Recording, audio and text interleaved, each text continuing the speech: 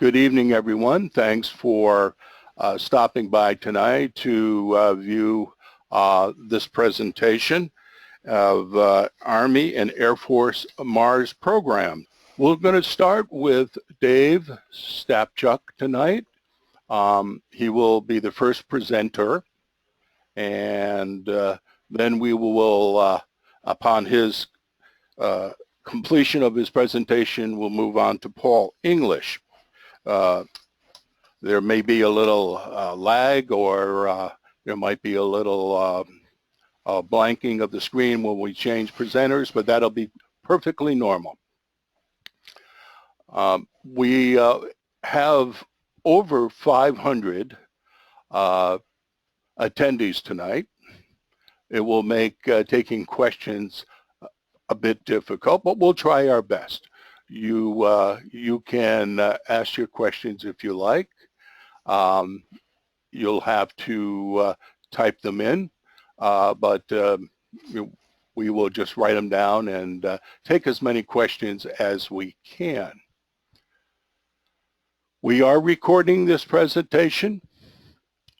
We record it as an MP3 video, and then we convert it to a YouTube video for future viewing. To access that presentation, you would simply go to youtube.com and type in under search for the ARRL, and you'll see a number of videos that we've posted up there from the past. So feel free to look for them and view those from the past. And this particular video will be available in about a week's time.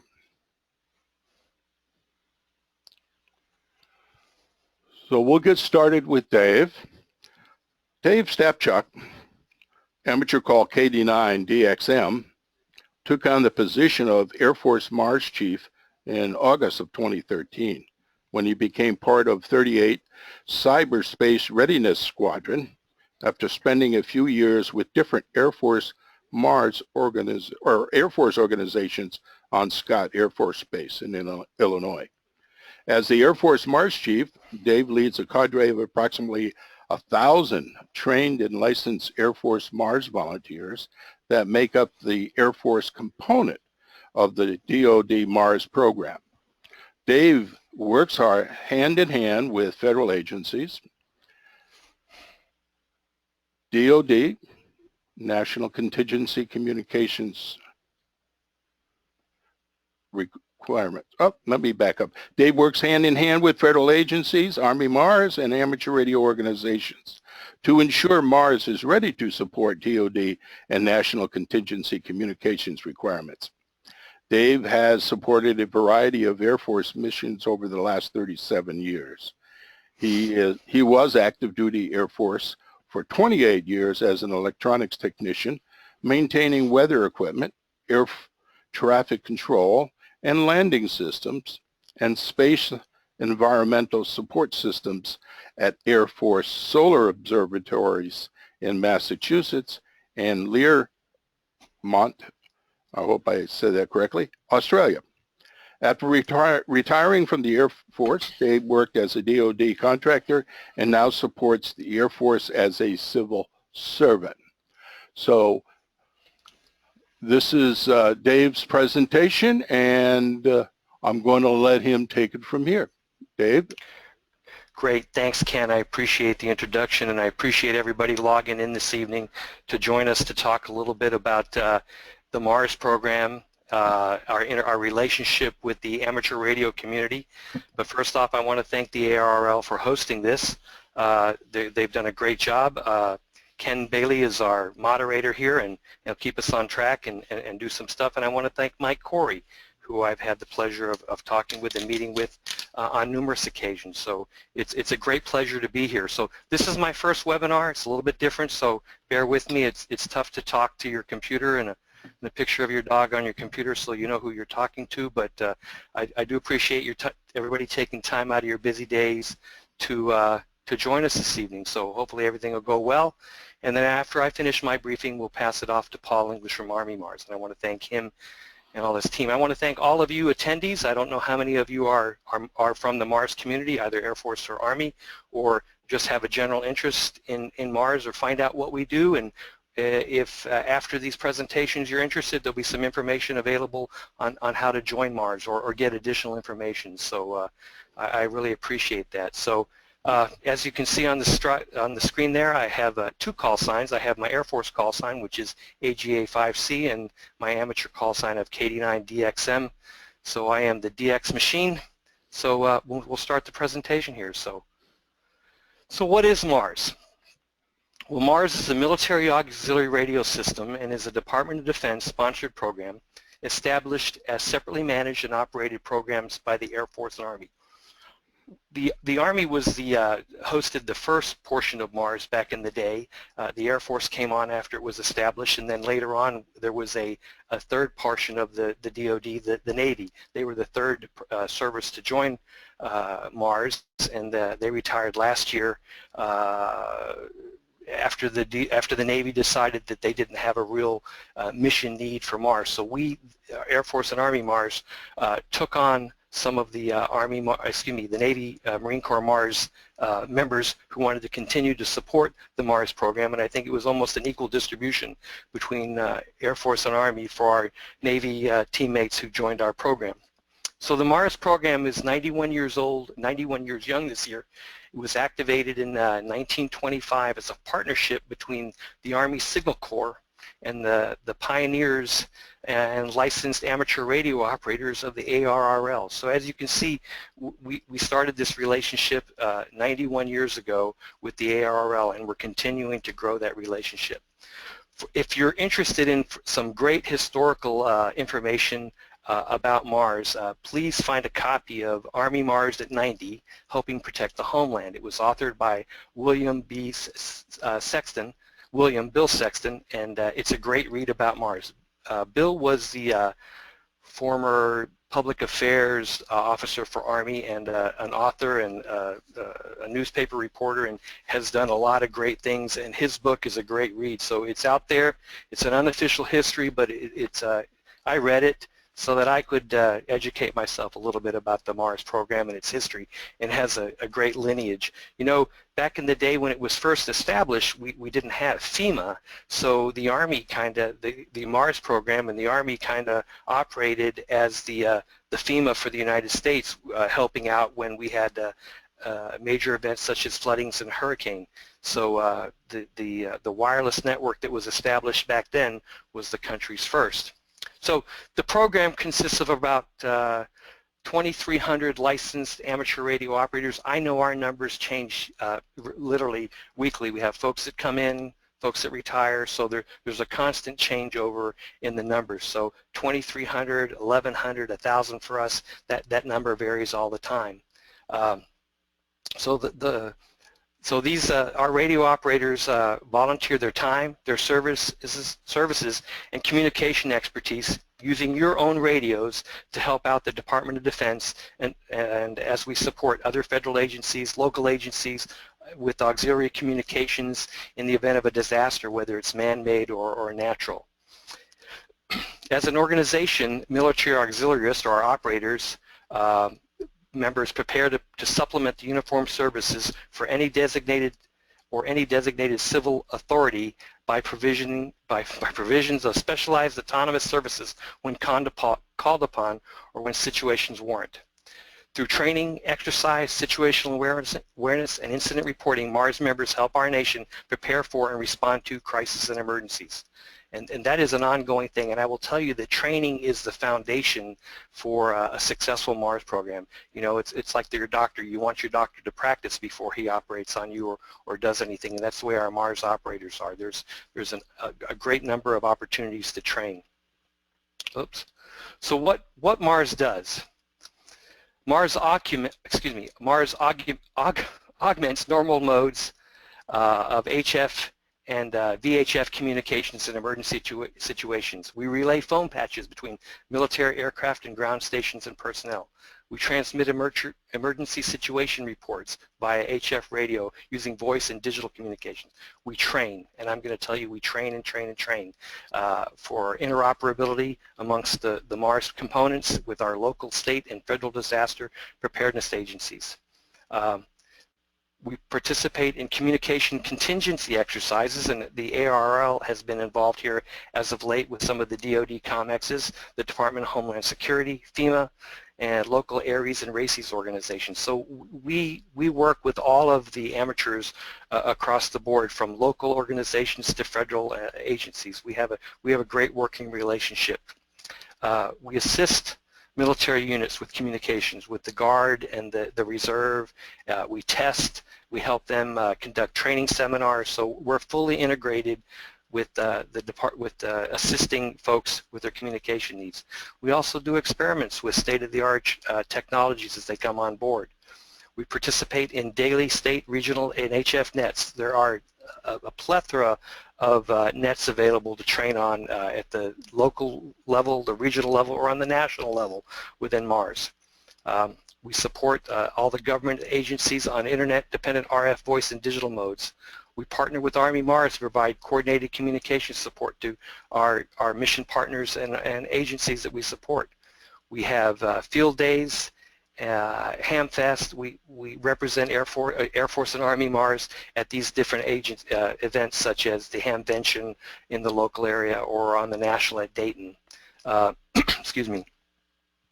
We do the annual Air Force crossband test with integrating with our MARS operators, and then MARS operators reflect the can-do and patriotic spirit of the volunteer members. It really is a calling for a lot of folks. MARS isn't for everybody, I'll be the first to tell you that, but most of our members really enjoy the camaraderie and the reward that they get for supporting our country, as I'm sure all of the folks that are involved in RACES and all the other emergency responders and radio operators are out there. Next slide. So the changing face of MARS, as you would know, in years past, and I still get this this same message from folks, is folks seem to think that the MARS program had gone away and that their primary mission was to pass morale messages back and forth, and that was a cornerstone of what we did with MARS, supporting our service members who were deployed around the world.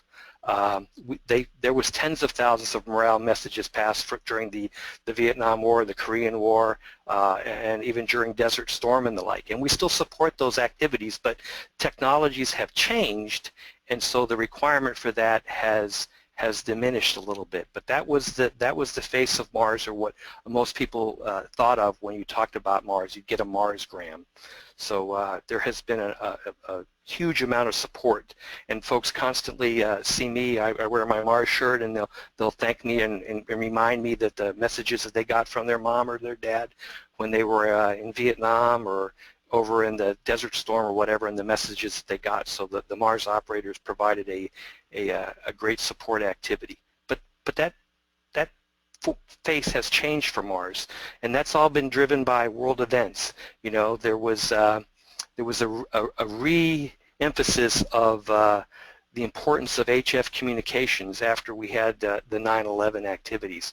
The advent of cell phone, computers, satellites, internet resources actually reduced the demand for the MARSgrams and the morale calls, but the events of 9/11 actually changed the whole premise of what we were going about, and how we looked at what HF does and how it's being supported. And if everybody would, I think all of you would know that there's a renewed interest in HF communications. I mean, it's a distributed network. It doesn't have an IP address, and people can operate on their own independently and continue to support the network and pass the messages. So MARS works with the Department of Homeland Security, the Department of Defense, and we're interoperable with all our emergency responders and for any disasters that may come about.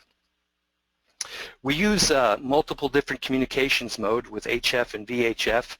Operators communicate using digital modes. I mean, a lot of folks continue to think that it's all voice, but no, the radios have advanced, and for when we support our DoD mission partners, we use M110A, but we also have other digital modes, including Pactor, Olivia, and MT63. We're deeply embedded in using ALE, and we're continuing to expand that capability as we train all the time during our COMEXs with the capabilities that ALE provides, and that's a growing capability within Mars. Mars operators and train and exercise on digital nets to gain experience in these transmission modes. And like I said, training is the key to success. You don't want to be left out in the event of a disaster. This ongoing training improves our interoperability with our mission partners, our government agencies, as well as our amateur counterparts who we rely on heavily to help us help the Mars mission succeed. And in Mars, we also use encryption technologies to secure our transmissions, just to keep them out of prying ears. Mars operators are heavily involved in participating in the National Shared Resources HF radio program called SHARES. I'm sure a lot of you know what that is. SHARES operates under the auspices of the Department of Homeland Security's Office of Emergency Communications. I think many of you might know who Ross Merlin is, and he runs that program, and we work hand in hand with Ross when we're together, and we help support the SHARES program, and we do a good job of that. As you know, many federal agencies and departments use HF communications in the case of when we have some sort of outage, so they're prepared to use HF communications in case of an emergencies. Again, they're favorable because they're distributed, and it's not easy to disrupt or destroy them. So back in 2012, the ARRL published a new public service handbook, and I looked it up today, and I think this is the most recent version of it, but Mars was specifically brought out in the publication, and there was a chapter in there on how Mars works together with the amateur radio operators and how we integrate. There's a whole chapter in there on how we do this and how to even get involved in Mars. There's a plethora of Mars HF nets, either Air Force or Army, and we work together. There's joint nets, but there's regional traffic nets, state administrative nets, joint transglobal nets, phone patch network, mission support net, training nets, ecom nets, quarterly exercise, and of course during actual emergencies such as the recent Hurricane Matthew that went up the East Coast. So there's lots of opportunities to train. One of the pieces, and it's a joint now, it was Air Force supported only, but we've reached out and we've consolidated our operations, is our Mars phone patch network.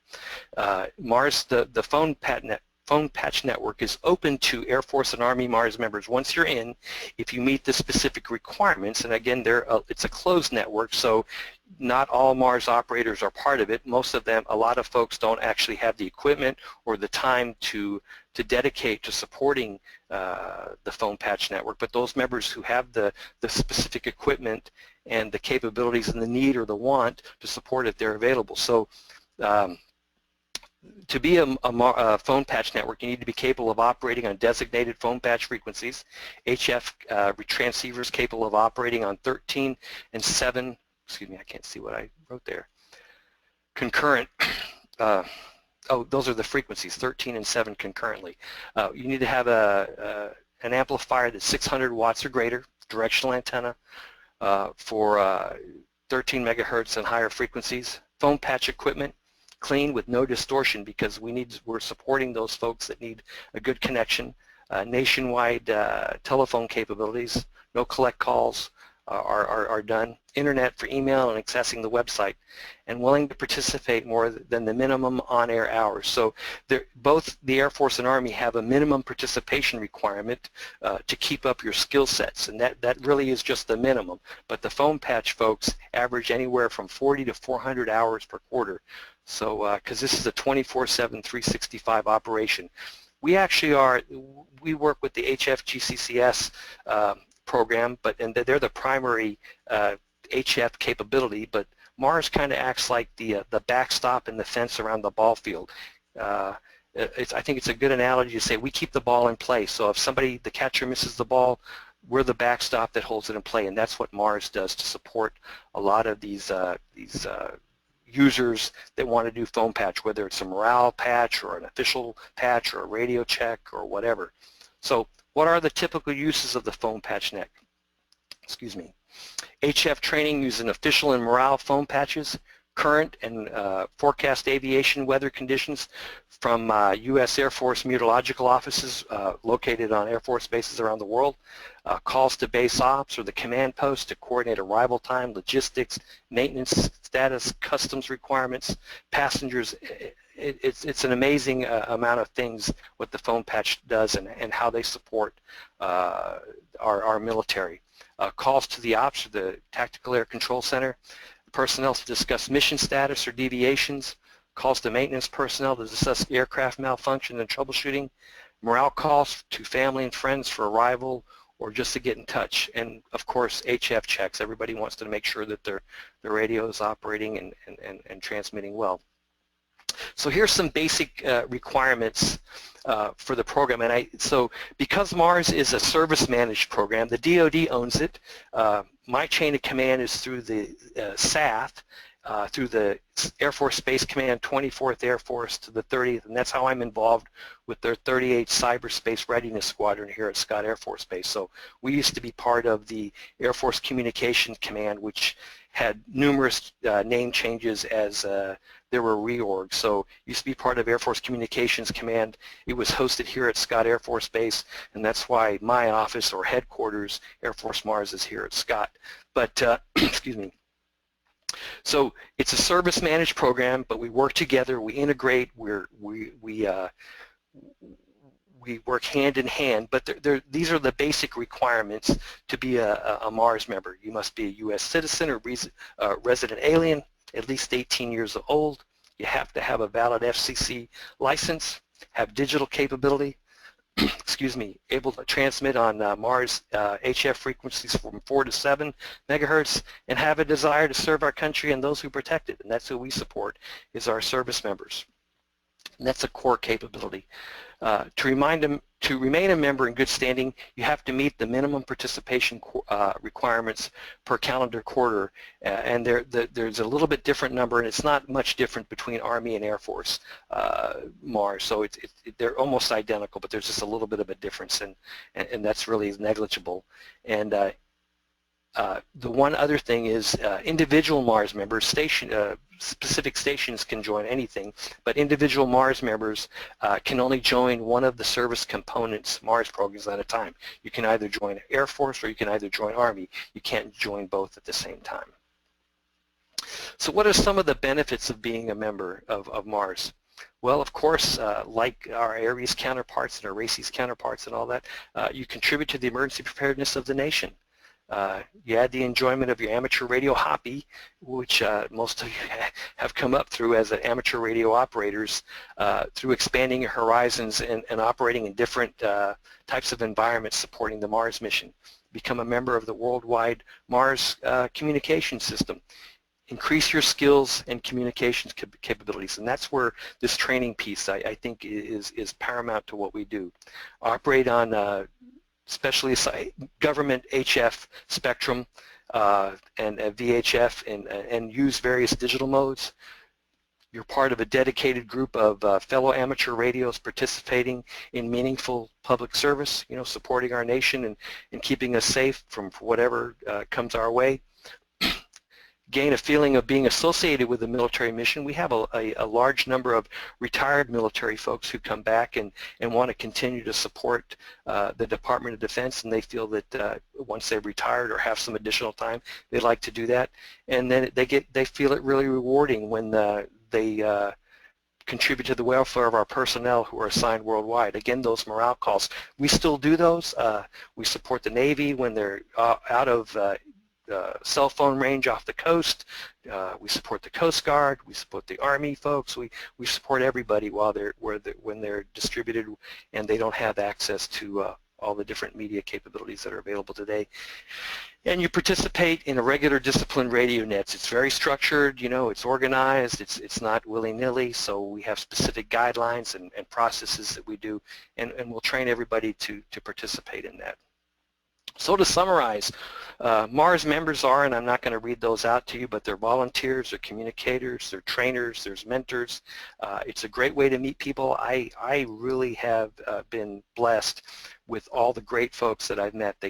We have folks from every walk of life, every capability, from engineers to doctors to truck drivers. It is amazing the folks who are dedicated and want to be involved with Mars and help use their amateur radio skills and be a part of the team, the Mars team. And so if you're interested, you know, there'll be some information coming up on how you can join Mars or do what you want. So I want to thank everybody. This is the end of my portion of it, but again, I want to thank all of you who have joined, Mars members who are out there from Air Force Army, the other folks who are hearing about Mars for the first time, or other folks who have been in Mars and might be interested in joining back in. If you're interested, we're interested in having you on board our team. So again, I want to thank all of you, and we'll answer questions after Paul finishes his portion of the webinar. So again, thanks to everybody. Thank you, David. Excellent and interesting presentation. I will be changing presenters momentarily. It's a good time for me to introduce myself. I am Ken Bailey, K1FUG.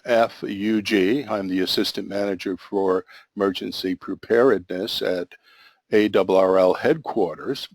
And we are pleased to bring this webinar to you tonight. We've done a number of these, and we've gotten some very nice thank yous for doing it, and we will continue to present more webinars in the future on interesting topics. If you are listening and you want to hear something interesting, or even can do a presentation, please contact me. Again, I can be reached at ARRL headquarters. Name is Ken Bailey, K1FUG, and you can reach me with my call, K1FUG at ARRL.org. And I'll repeat that again at the end of the Paul's presentation. So let's go to Paul. I'm going to change presenters now. There might be a little delay. It won't be long, but here we are. And Paul should be able to show his presentation. There we are. Okay, Paul. Okay, is my screen up, Ken? It is. And audio check? Audio check is good. Okay, very good. Okay, good evening, everyone. Paul English here. I am the Army Mars Program Manager. I have been in this position since February of 2013. I work for Steve Kleinfelter, who is the Chief of Army Mars. He is stationed out at Fort Huachuca, Arizona, as the Deputy G3 for Operations for the Network Enterprise Technology Command, and I serve as the Program Manager for Army Mars and as his Deputy. David Stepchuk, thanks for a great presentation, a great lead-in, and I want to thank everyone for dialing in tonight. We've got a great showing, 468 folks on the line. So I want to thank you all for joining us tonight to listen to our presentations, and also thanks to ARRL, Ken and Mike, for sponsoring this.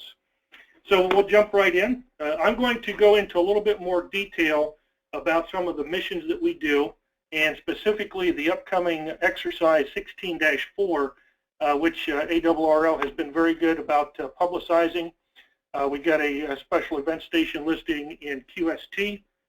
We've gotten a couple of the ARRL e-newsletters that Rick Lindquist has published, and I've thrown some stuff out on our webpage as well as EHAM, a couple of forums in EHAM, just trying to generate interest in the partnership between Mars and the amateur radio community.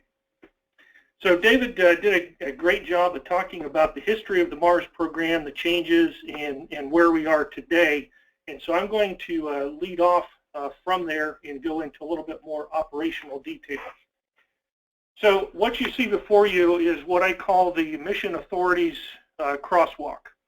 On the left-hand side of your screen are some of the documents that give the MARS community the authorities to do what we do in providing contingency HF communication support to the Department of Defense. We operate under an executive order that establishes the Department of Defense as the lead federal agency when there's a very bad day scenario. So typically when you think of a Hurricane Rita, Katrina, Sandy, Matthew, etc., the lead federal agency is typically, almost always, DHS, FEMA. But under the types of scenarios that we are training for, the very bad day scenario, it's actually the Department of Defense, which is designated as the lead federal agency. And so that really drives some of the work that we do, especially during these quarterly exercises. There is a Chairman of the Joint Chief of Staff order that further specifies what Dave Stapchuk's headquarters, 38 Cyber Readiness, and the Army headquarters, Network Enterprise Technology Command, what they are responsible for in supporting the Department of Defense during these contingency exercises. On a day-to-day basis, the MARS program is established by and operates under the DoD Instruction 4650.02, which basically lays out the requirements of what each service is supposed to do with the care and feeding of the MARS program. That DoD policy is then delegated down and implemented through Army Regulation 25-6 and Air Force Instruction 33590, which goes into the more day-to-day nuts and bolts of how we manage, operate the MARS program, and how we manage the volunteers who support that program. The last instruction listed there is DoD Instruction 3025.18. That instruction, in very great detail, tells the Department of Defense, and therefore the MARS program, how we are able to provide defense support to civil authorities. Very detailed manual, and that really drives what we are able to do and when we are able to support civil authorities when the need arises. So those authorities crosswalked into the basic mission that MARS has. The missions are spelled out in 4650.02, and I've boiled them down to the 4 missions listed on the right. Provide contingency HF radio communications, and that's a lot of what Dave talked about. You know, the day-to-day training that we do and the quarterly exercises that we support, you know, in training for that very bad day scenario when traditional forms of communication may no longer be operational. Over the last really 2.5 years, DoD Chief Information Officer has been involving the MARS community in what we call humanitarian assistance and disaster relief. If you all remember the Nepal earthquake that happened last April 2015, last year, that earthquake in that scenario that happened in Kathmandu in the country of Nepal, we had actually trained with U.S. Pacific Command and the Nepal amateur radio operators for 2 years prior. And then lo and behold, on April of 2015, the worst happened, and all of the training that we did in those 2 years prior, exercises called Pacific Endeavor, we put into place real world, where MARS operators were talking to amateur radio operators, trying to get ground truth of what was going on the ground, and then relaying that to the combatant commands who were responsible for planning potential disaster relief. Next is provide contingency communications for defense support to civil authorities, DISCA. We used to have what some will consider a competition between MARS, ARRL, and RACES. And we are definitely not in competition. When when the disaster happens, there will be more than enough work, more than enough need for contingency communications that not any one organization is going to be able to satisfy those needs. So we are refocusing our efforts under that DoD Instruction 35.18 to make sure that we are following those DISCA requirements in order to provide that contingency support to civil authorities, so that we are in our place doing our part of the mission. That leaves the amateur radio community, either through ARRL or RACES or DHS shares, to do their piece of the mission, and we are focusing on the partnership between those organizations about how can we support you and how can you support us, not how we are competing against one another. There's no competition in this. There's going to be more than enough work, and we all need to work together, and that's where we are focusing. And then the last that Dave really talked about, the morale and welfare communications, the old Mars grams. Well, with all of the internet technology and cell phones and whatnot, Mars grams are pretty much a thing of the past. Where we are still doing that is in the joint phone patch net. And if you ever listen to some of those phone patches that take place, I will occasionally monitor those Mars operators handling those patches, and you can go from 1 minute where you're handling a morale call, where a pilot's on his last flight and he's calling home to talk to his little daughter, to an hour or two later, a day or two later, where an aircrew is declaring an in-flight emergency that's being handled by the Mars volunteers. It's really an awesome thing to hear when that happens. So those are essentially the boiled down 4 missions that Mars has and the authorities under which we perform those missions. This is how, on the Army side, we fit into the overall chain of command. So you see on the lower right-hand corner, Steve Kleinfelter, Deputy G3 and Chief Army Mars. He is the Assistant Ops Officer under the Network Enterprise Technology Command. And then you can see where the NETCOM headquarters fits under Army Cyber Command, Chief Information Officer G6 at the DA level, and then under the Department of Army.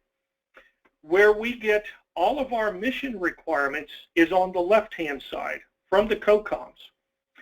In the blue box there, you see the Pacific Endeavor series of exercises. Those were humanitarian assistance disaster relief exercises that we worked with U.S. Pacific Command. We did that for 2 years and then executed for real when the Nepal earthquake happened. This year we participated in a U.S. Pacific Command exercise called Rim of the Pacifics.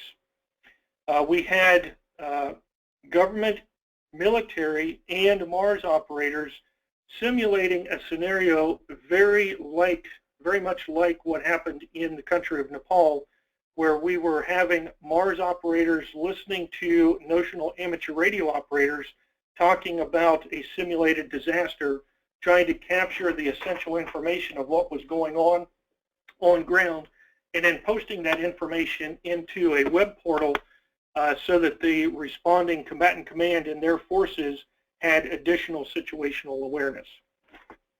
Hurricane Matthew, I've got a separate slide on that. A great partnership that went on there with Hurricane Matthew that I'm hoping that we can continue and expand, and I'll go into more detail in a few minutes. The last exercise there is called Vital Connections. We actually support U.S. Northern Command. We do 3 of these exercises a year, and they're done at different states every year. Essentially, Vital Connections is a partnership where a National Guard unit will sponsor the overall exercise, but that exercise brings together active forces, reserve forces, National Guard forces, auxiliary forces, state, local, county, and federal first responders. Every exercise is a little bit different. Sometimes all of those entities will be thrown into a parking lot, given a situation where something bad has happened in that local community or surrounding area, and then they're given scenarios where they have to figure out, how do we talk? And typically what will happen, the first responders with all of their shiny FEMA-sponsored trucks, with all the high-tech equipment, high-tech comms gears, the exercise evaluators will walk up to those folks and say, your satellite system no longer works. How are you going to talk? And it forces them to walk across the parking lot, search out those Army guys or Air Force guys, and find out what capabilities they have and how can they interconnect their systems to do the communications that they need to satisfy the scenario that was presented to them. So those are really great exercises, and it's a real eye-opener when you throw everybody together, give them specific scenarios, and then watch the magic happens as they begin to partner and figure out who has what capabilities and how they can use that. So that's a real neat thing. In the lower right corner, I show the coordination line between Army and Air Force. For the DoD mission and those quarterly exercises, Army has been designated as the lead service, and we coordinate with Dave Stapchuk and his national staff and his members.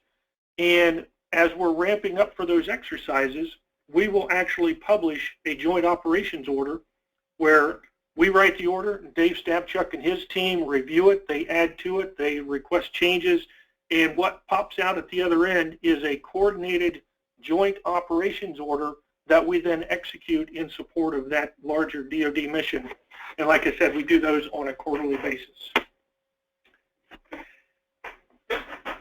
On the next slide, titled Global HF Enterprise Network, the cartoon that I've tried to present here is a somewhat, I guess it's actually complex.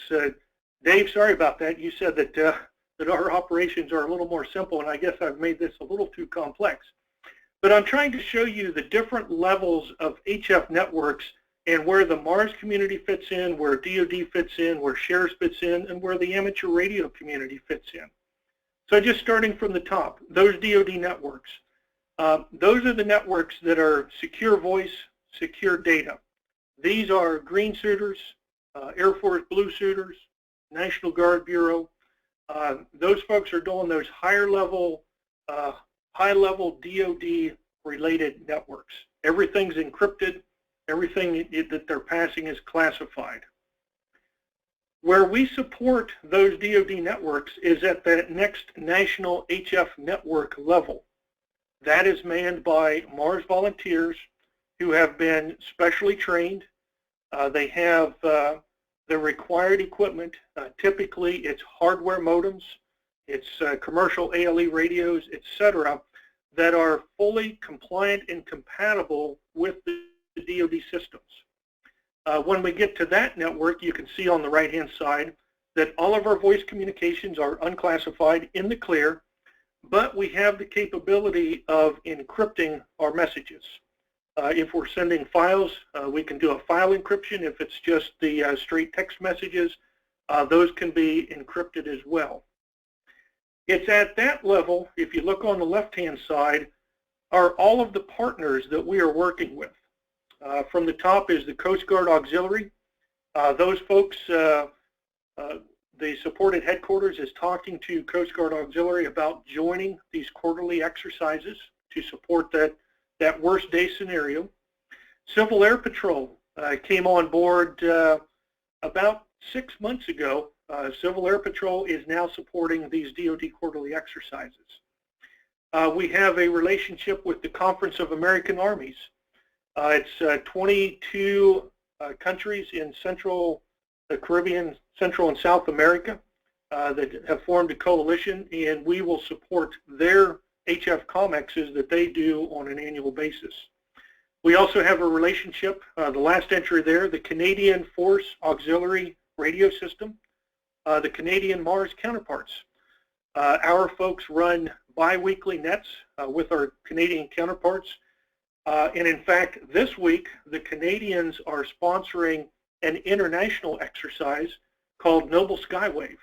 And we have a number of Mars stations as well as active Reserve and National Guard units from the U.S.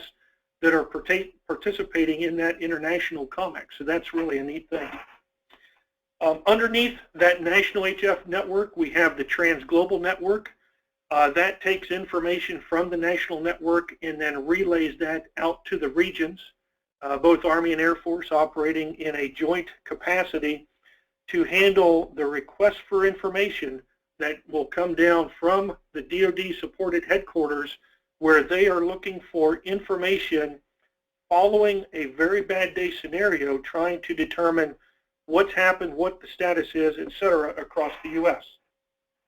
And then we are partnering with the amateur radio community for Mars members to reach out to you to help us answer those questions that the DoD and higher leadership may be asking.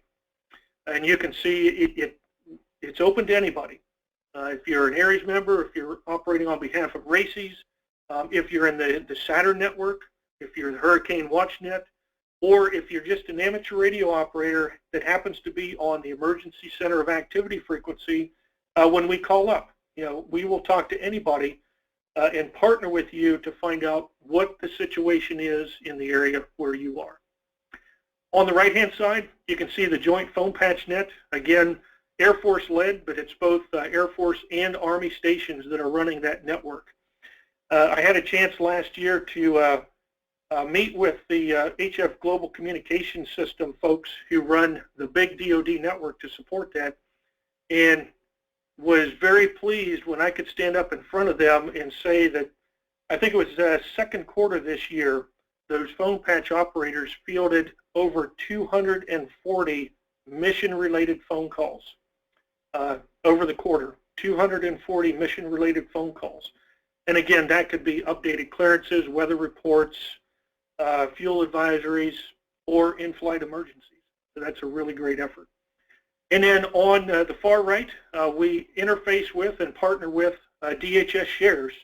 And shout out to Ross Merlin. I saw that he was on the line tonight. And Ross, I will be on your IWG Interoperability Working Group on Friday. Looking forward to that.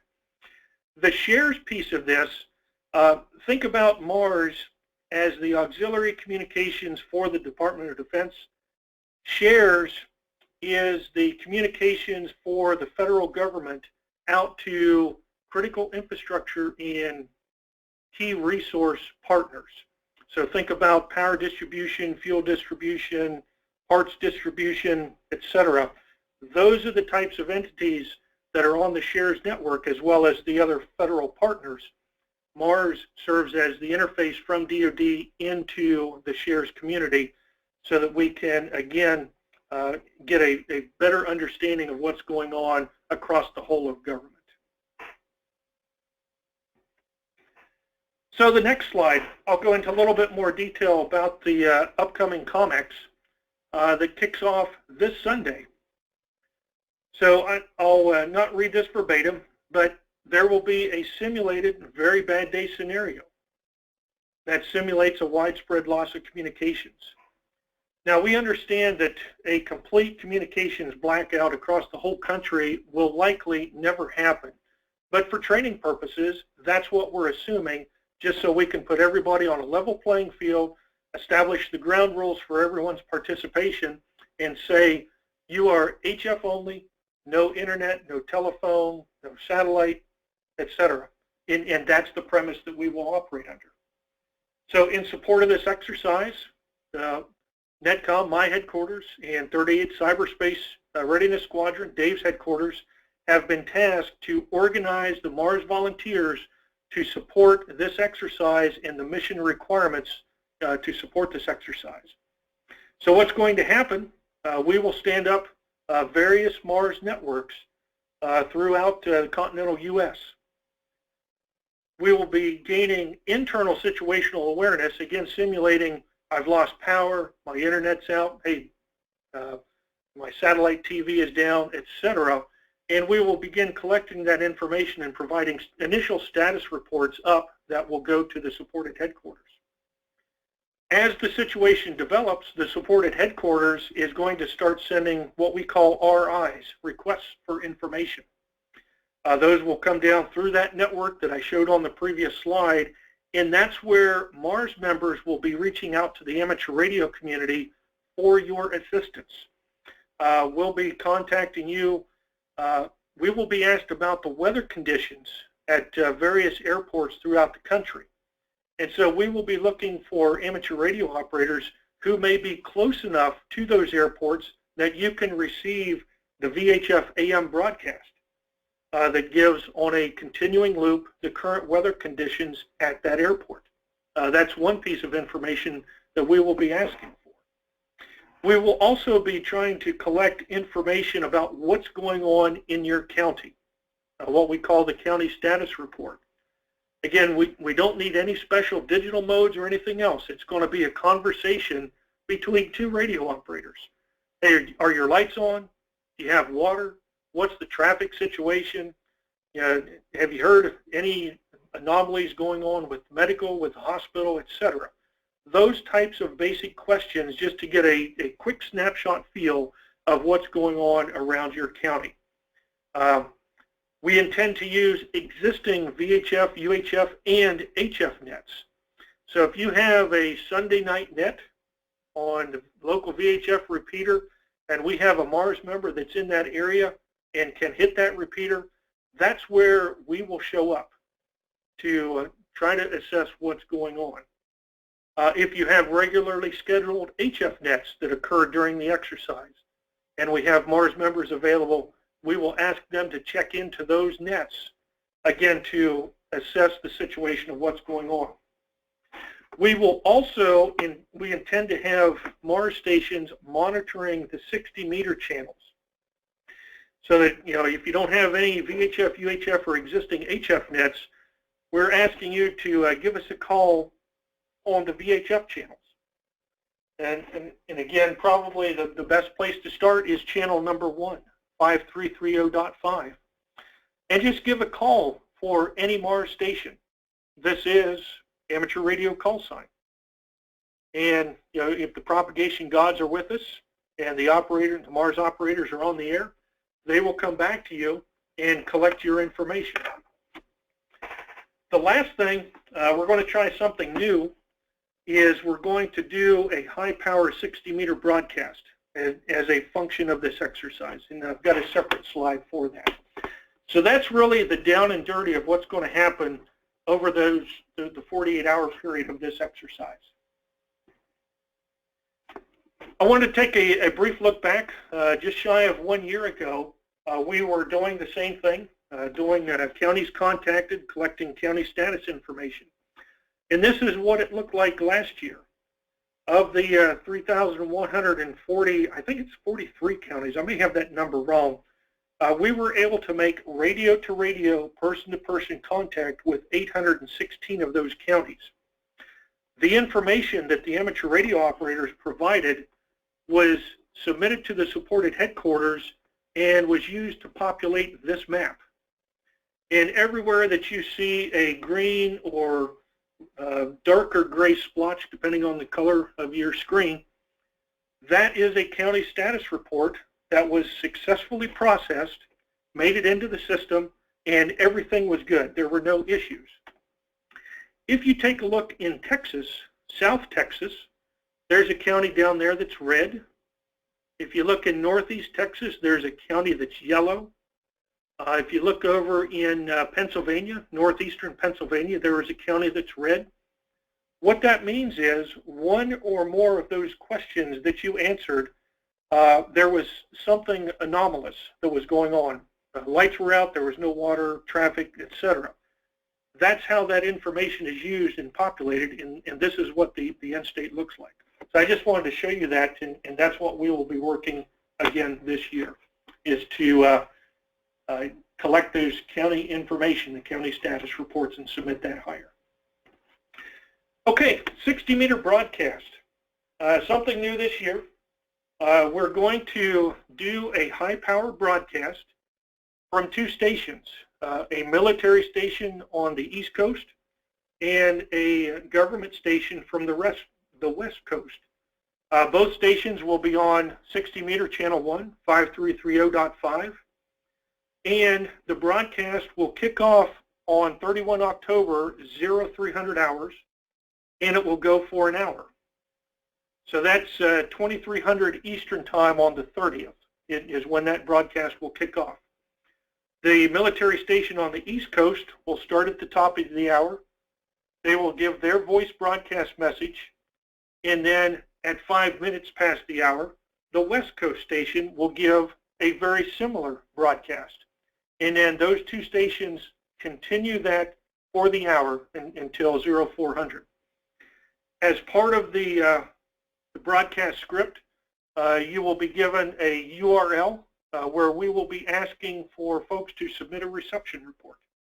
If you're able to hear one or both of those broadcasts, we would like to hear from you. So we're hoping that you'll dial in and tell us how we did by submitting a reception report. Again, 31 October, 0300 hours.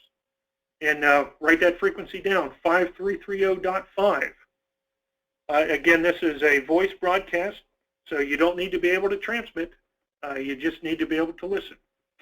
Down in the lower right corner, this is a VOACAP screen capture of what we think the expected propagation is.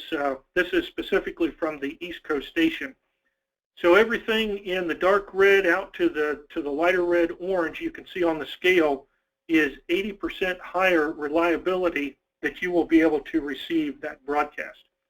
And you can see we reach all the way over into Western Europe and all the way up into Canada, almost to Alaska. Alaska, we're down to about 70%, but again, that's from the East Coast station. We have a similar plot for the West Coast station, but I didn't want to clutter the screen. So we're hoping that you'll tune in and listen for that broadcast. There's a lot of talk about 5 megahertz, the 60-meter interop channels. So I just wanted to talk about the use of 5 megahertz for a bit. That first bullet, U.S. government stations and RACI stations, and we think that also extends to the amateur radio community in general, may exchange emergency communications.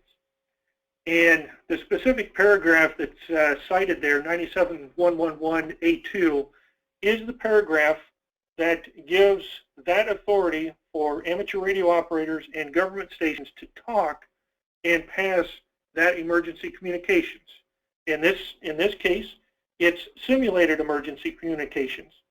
But we're operating under the premise that the first time that you want to reach out and partner with someone is not after the bad day scenario has happened. We need to train on this. We need to understand each other. And that's why we do these exercises. And that's the authority under which we may talk to you during these exercises, and you may talk to us. The federal government has primary authorization on those frequencies. The amateur radio community has secondary authorizations. So we don't have to do any crossband stuff. We're all on the same channel together. The MARS stations and government stations will be using their government-issued call signs. Amateur radio operators, use your ham call sign.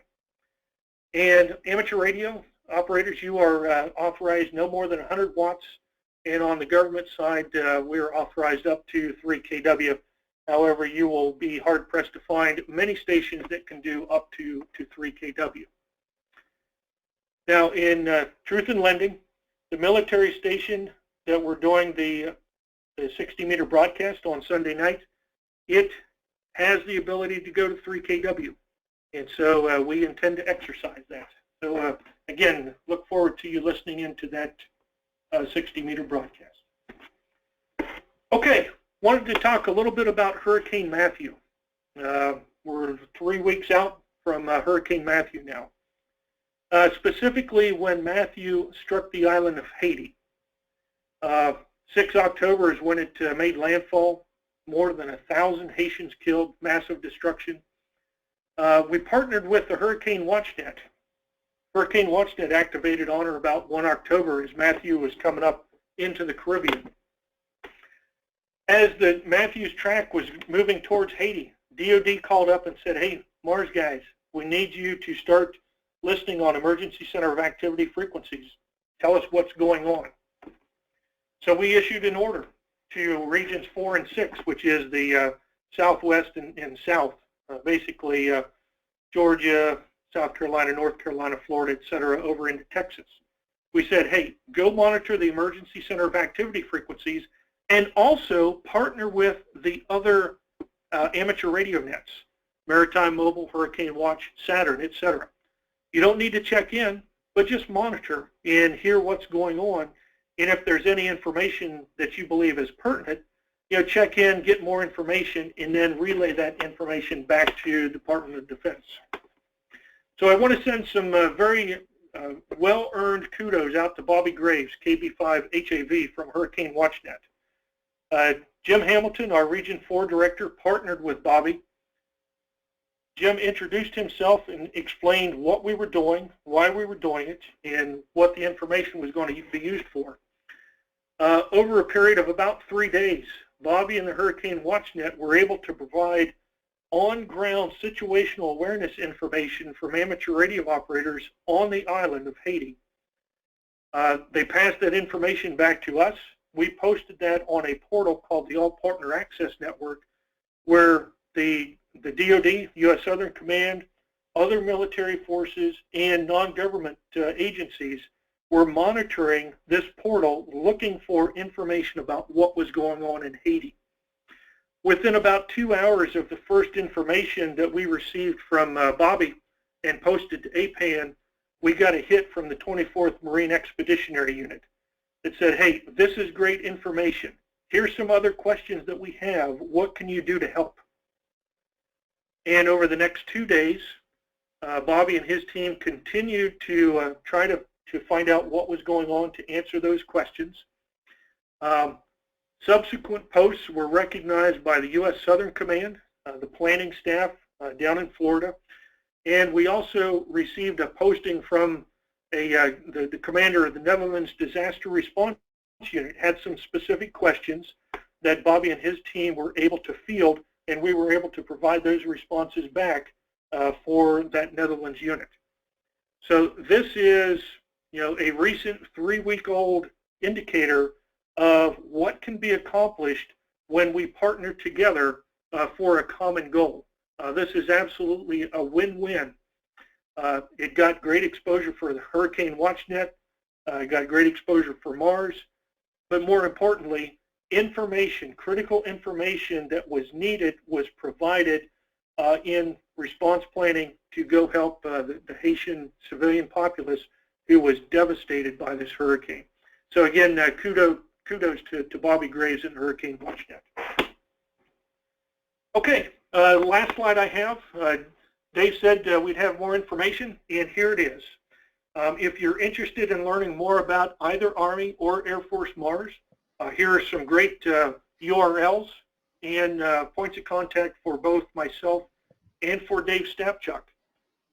Go take a look at those sites, and there's a lot of great information out there. If you're interested or you have more information about what we do or how you could become involved, don't hesitate to drop us a line, and we will do our best to get back to you in a timely manner and get you linked up with someone from near your area to answer your questions about what goes on with the Mars community in and around your local area or in your region. So that's my presentation. I appreciate everyone dialing in, and appreciate the time to talk about what we do and to highlight the fact that this is very much a partnership, which I hope that Hurricane Matthew response indicates that we can't do this alone, and there's no way that we could have answered those questions without the support of the amateur radio community. And those questions very well could have gone unanswered, further slowing the response to provide needed assistance to that Haitian community. Thank you for what you do. Thank you for your partnership. Ken, over to you. Thank you, Paul. Very interesting and informative presentation. Thank you, and Dave. We did get some questions. I think many of the questions, if not all of them, were answered in your presentation, but there were a couple that I found interesting and probably can be presented to you, and I'll take a look at these one by one. One of the questions actually pertains to me. Copy of the presentation. A number of Attendees asked if this was going to be available, and yes, it will be. In about a week, this presentation will be available as a YouTube video, and you can get a copy of that. You can present it at your club meetings, as one person asked, and you should be able to display it via your computer. It will be a YouTube video, which if you go to youtube.com and search on ARRL, and you should find that video along with a few others that we've posted up there. You can contact me if you have any concerns or questions regarding that. And again, you can reach me at my call, K1FUG, Foxtrot Uniform Golf, at ARRL.org. Okay, one of the questions we have. Paul, this is for you, but I'm going to give equal time to Dave. The question was asked, how can they get an Army Mars application? Okay, thanks for that. If you go to, are they still seeing my screen? Yes, they are. Okay, if you go to that second URL, usarmymars.org, down the left-hand side of the screen, there is an application online there that you can fill out. We have had some folks who are not able to do an online application, but you should be able to download it, print it, and then you could sign it, scan it, and send it in. But I would encourage you to drop me a line, and I'd like to have somebody from around your area give you a call and just talk to you more about the program, and just make sure that what we do, fits with your expectations. That way, you go into this with full knowledge about what the requirements are, etc. This is Dave. So if you look on the page there at the bottom of Paul's Mars information page, under my name, you'll see the 38cyrs.scm.mars@us.airforce.mil. If you drop me a email with your name, information, where you live, then I will then do the same thing. I'll put you in contact with the Mars representative in your state or region, and they'll be able to talk to you and provide you a copy of the Air Force Mars application you can send in, and they can get you started. So that interface at the local level makes a lot, is the way to go. So if you drop me a line, I'll turn around. Don't send me your application. It's a lot easier if you coordinate with the state representative. Use that, and I'll forward that information, and they'll get back to you. So yeah, if you're interested in joining Mars or Army or Air Force Mars, please contact one of us, Paul or myself. Thanks. Okay, thank you. This was a question asked by someone who is new to amateur radio, and they have some equipment. They're not set up for digital comms at this time, but they wonder, can someone new, not having digital comms available, can they get involved while they're just starting out in amateur radio? How can they get involved in Mars? This is Paul. I'll go ahead and lead off on that. For new amateur radio operators, you can join both services as a technician class licensee. On the Army side, we would like you to upgrade to general class within a year. But there are exceptions to everything, but that's what we try to do, is ask you to upgrade within a year. We do all of our nets via voice, but all of the heavy lifting of what we do to support the DoD contingency mission relies on digital communications, the ability to send digital messages. I would ask you to not let that be a hindrance, in joining the program. We have a lot of great mentors who will be able to assist you in choosing the right signal interface, signal links, etc. Or if your radio has a direct USB connection, that's great as well.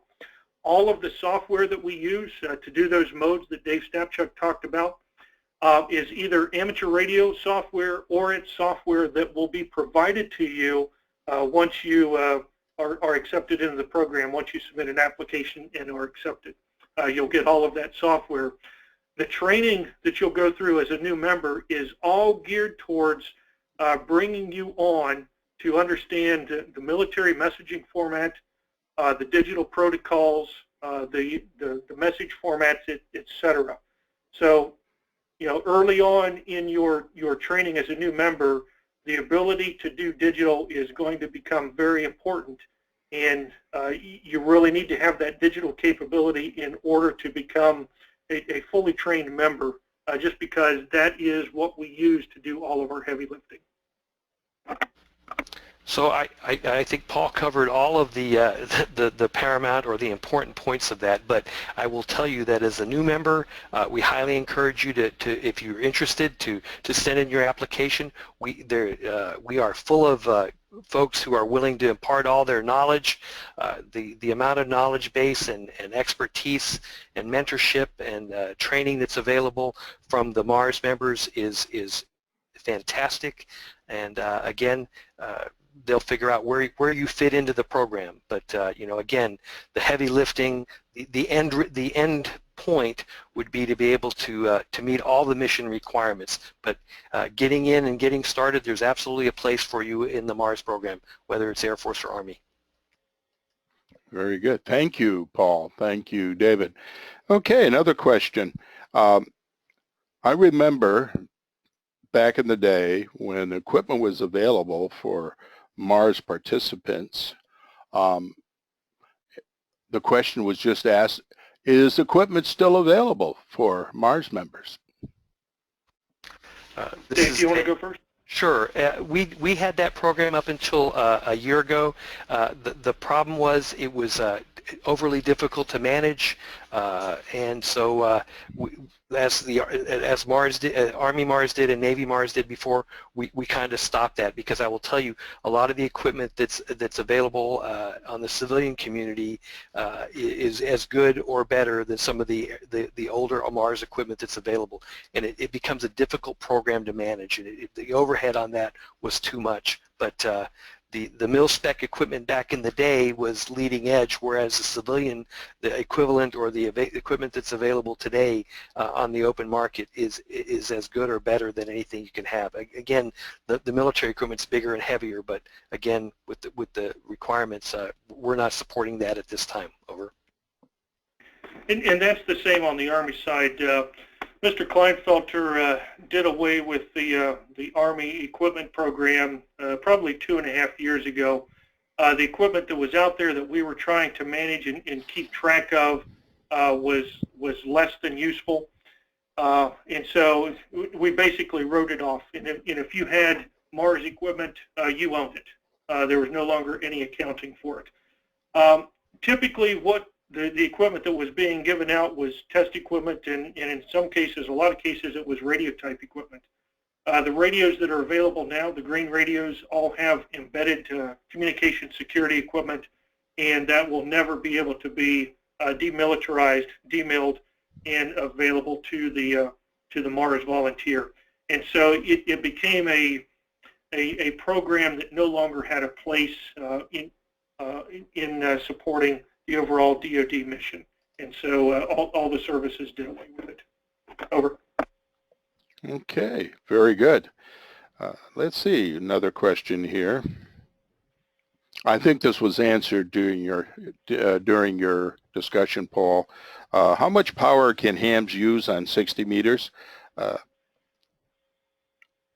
Roger. Amateur radio operators are limited to 100 watts. On all 5 channels. Over. Roger. Another question. What is the different functions between Army and Air Force MARS, other than the fact that they are different services? Dave, you want to go? Sure. I would tell you that as with the service components, the the end portion of it, they're service managed. So the DoD has a program, and they ask each of the services to implement it. It used to be Army, Air Force, and Navy. Now it's Army and Air Force. The big thing is we're trying to do is to reduce the differences between the two programs, so we operate together so that we have a dispersion of membership around Air Force bases. We have MARS stations on Air Force bases, guard bases and the like, and then we have the amateurs that again complement that. So the requirements are, I would tell you, is identical. The integration is good. Army Mars is the lead component, the executive agent for the program, and then we then support the Air Force and the Army together. So I don't think there's a big difference in what we do. It again, you know, the Army has brigades, we got squadrons. You know, the Army goes to the CHA, we have the dining facilities. So, but we are one team. We operate together, and we help manage the HF domain. Yeah, fully concur. One thing I want to backtrack on, to become a Mars member, you do not have to have any prior military experience. That is not at all a requirement. For those folks who do have military experience, retired from the military, etc., it comes down to a preference. And what we typically find is if you retired from the Army, you are more likely to join the Army Mars. If you retired from the Air Force, you're more likely inclined to join Air Force Mars. So it provides a continuity of that service orientation that many of our members grew up with and retired from. But as far as the missions that we do, we try our best to do those missions in a joint manner. So that it doesn't matter if it's an Army guy on the radio or an Air Force guy on the radio. We're all trained to the same standards to do the same mission. We have the lead for supporting the DoD quarterly exercises.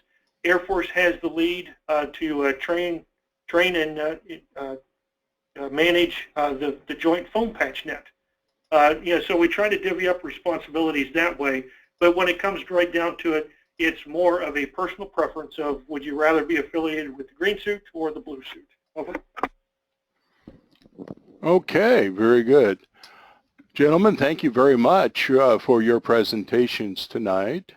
I think there are more questions to be answered, but we're kind of running out of time.